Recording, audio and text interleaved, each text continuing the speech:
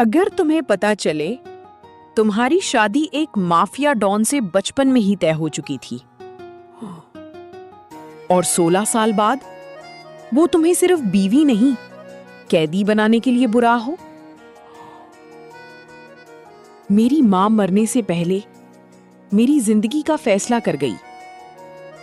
میں صرف 2 سال کی تھی اور میری شادی کنگزلی خاندان میں طے ہو گئی۔ اس کے بعد میرے باپ نے مجھے چھوڑ دیا۔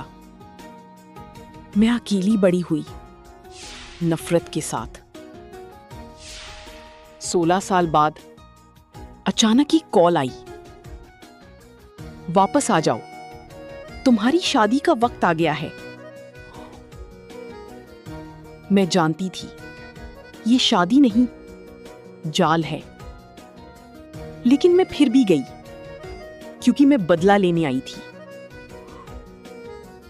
سب کہتے تھے کنگزلی خاندان سب سے طاقتور ہے، مگر حقیقت وہ مافیا تھی اور ان کا سردار ڈیمین کنگزلی۔ وہ انسان نہیں، ڈر تھا۔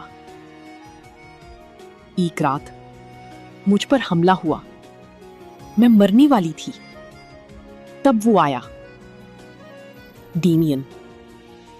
اس نے مجھے بچایا، لیکن اگلی ہی لمحے اس نے مجھے دیوار سے لگا دیا۔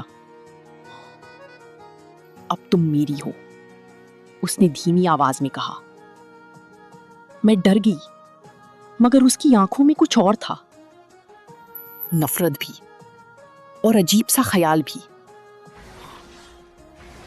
میں اس سے دور رہنا چاہتی تھی، لیکن وہ بار بار قریب آتا۔ میں اسے دھکیلتی، وہ مسکرا دیتا۔ یہ کھیل خطرناک تھا اور میں پھنس رہی تھی۔ پھر ایک دن اس نے سچ بتایا، تمہاری ماں کا قتل ہوا تھا۔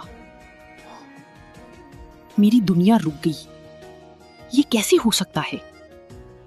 اور قاتل اسی کے خاندان میں تھا،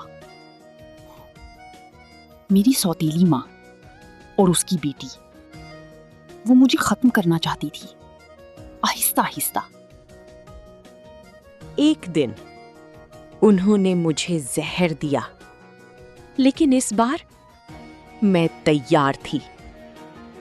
میں نے سب کچھ ریکارڈ کر لیا، ہر سچ، ہر جرم، اور پھر سب کے سامنے چلا دیا۔ ان کے چہرے بدل گئے اور حقیقت سامنے آ گئی۔ پولیس آئی اور سب گرفتار ہو گئے۔ میرا بدلہ مکمل ہو گیا، یا شاید نہیں، کیونکہ ایک شخص باقی تھا، ڈیمین۔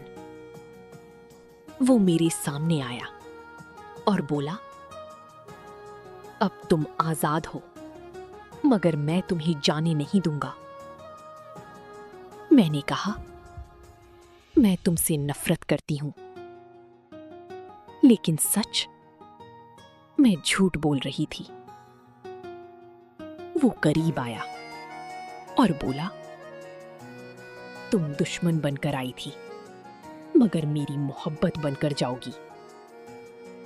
لیکن سوال یہ ہے، کیا میں واقعی اس مافیا ڈان سے محبت کر بیٹھوں گی؟